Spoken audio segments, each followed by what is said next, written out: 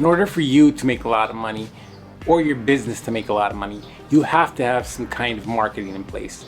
Without having that marketing, it's almost impossible. It's kind of pointless. You're not going to get very far without marketing. Anybody that's done anything successful has had some kind of marketing, whether they know it or not. So before I talked about this framework that can help you, can make you more successful, do the things that you need to do. First thing that we're going to get into is branding. Branding is part of the traditional component of the framework. Branding is nothing new. It's been around for decades. Businesses have been using it forever. But it's very important for you as a person or in your business to have solid branding. I recently read a book from cognitive scientist Donald Hoffman, A Case Against Reality. It's an incredibly great book. He talks about how evolution has tailored our perceptions to see things that we need to see for our own good. I connected the dots back to marketing and how vital and how important it is that we have a good image, that we have a good perception. Basically, we're all humans and we are guided by our perceptions, kind of like don't judge a book by its cover, but in reality, we do judge the book by its cover. If we don't have a solid brand for our business, then we're kind of doomed to not succeed. But it actually means that if we get it right, there's tons of money that we can make.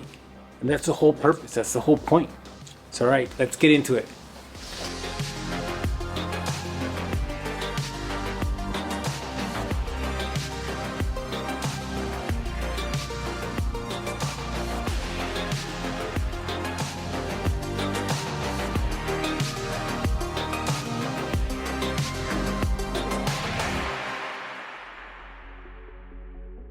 You know, with everything going on, everything's been turned upside down. This whole pandemic thing. You know, I went outside today and it's beautiful. There's not a cloud in the sky. I can't complain about anything. Scratch that, we'll get back into it. We'll get into our branding talk and we'll go right into number one. The number one segment is purpose, position, and promise. It's pretty self-explanatory. Your brand purpose is your why. Why are you doing what you're doing? Why does your brand exist? What's the purpose? If it's you individually, what are you trying to put out there? The positioning is, who is your product for?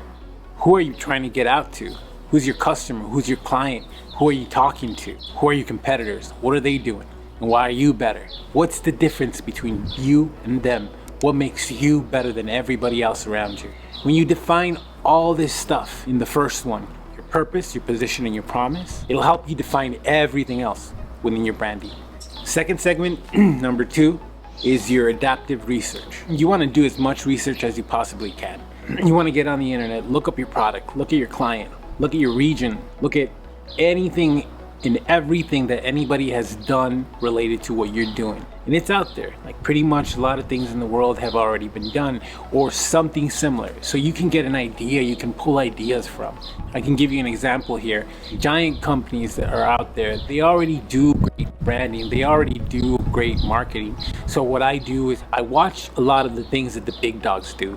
That way I can borrow ideas. There's a great line that Steve Jobs used to say that good artists borrow, great artists steal. I do a lot of looking into a lot of companies and everything that they're doing, and I'm trying to get advice about what we want to do in marketing that I'm doing. So research is very important. A lot of companies have already done this research.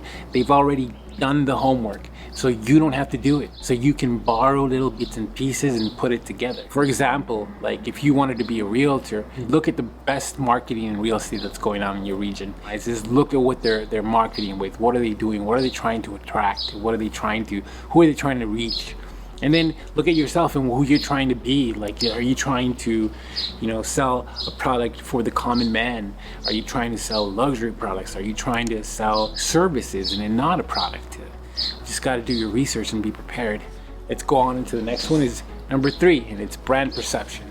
I read this great book by Donald Hoffman. He's a cognitive scientist, and his book is A Case Against Reality. It's a great book. I recommend it. He argues that in evolution, our perceptions have been altered to see what we need to see to survive. And I immediately connected the dots to marketing with this, and particularly branding. Branding is basically perception, with that old adage that says, don't judge a book by its cover. But in reality, the only thing that we do is judge a book by its cover. And so much stuff is getting thrown at us that we need to process it all. So we got to separate what the good is from the bad. And what we have to work with is our perception, and what we have to do as marketers is realize that we need to create what is a great brand, and people will flock to it. What comes into this whole perception thing, for instance, I would suggest that you build a style guide. What a style guide is basically you lay out on paper what everything that your company is putting out there. So for instance, if you send out a press release from your company, it's got to be in a certain style,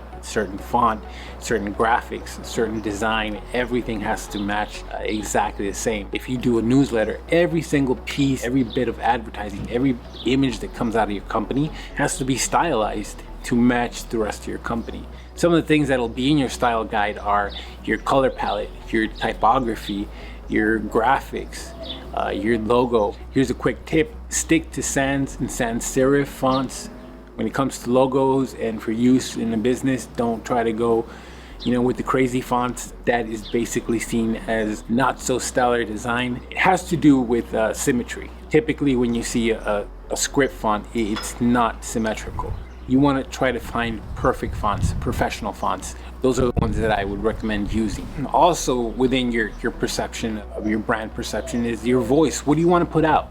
What is the sound? What is the character that you want resonating out in the community or out in the world? When somebody sees you, what is the voice that they hear? You got to think about these things. For instance, if you're opening up a restaurant, you want to use warm colors. You want to use colors that evoke hunger, that evoke warmth.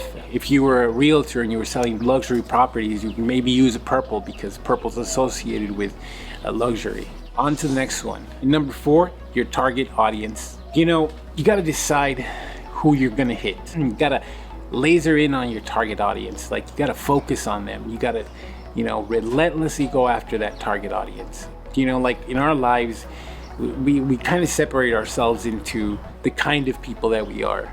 A person like me does these type of things. If I was somebody that was very conscious about the environment, I would do things that were in line with the type of person that I am. I'll probably own a vehicle that's conscious about the environment, like a Prius or a Tesla. And people think like this. I'm the type of person that buys these type of products. We all want to connect with the community of our people. You want to focus in on that target. Find the people that associate with your brand. My product is for these type of people, this type of target. You got to get out there to them. You got to build enrollment with them. What enrollment means is that when you get to that target audience, you got to give them what you promised. You got to show them what you have. You got to give them what you promised. They will follow you. They will subscribe to your product, and they'll become a loyal customer.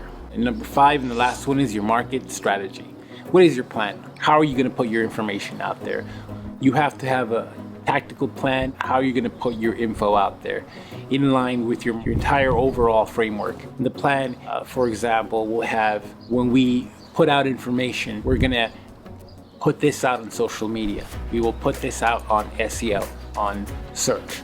And we will put this out on our blog. And we will put this out to our company. We will put this out to our email list. And we will hit every one of those targets. So that's what the plan is. What is going to give me the most exposure? I'm going to try to reach everybody as much as possible. One of my customers is an agent.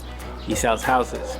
So what we did is we made a campaign where we sent out mailers, we sent out emails, we did social media advertising, and we did search, targeting that specific area. But all had the same message that we wanted to get across to that target audience. And which was basically is buy a house, that it's a great time to buy a house. So our whole plan was to hit them through social media, through search, and through online advertising. That's a plan that we executed to try to get to our target audience. The whole purpose of all of this is to make great money so you could live a happy life and be with your family. Watch movies like The Matrix. Think about evolution, think about the greater purpose. So no successful business out there has ever done it without some help. Often this help is marketing. So don't forget to subscribe, hit the button, hit the button down there, and thank you very much. Remember, all this info is free, and see you next time.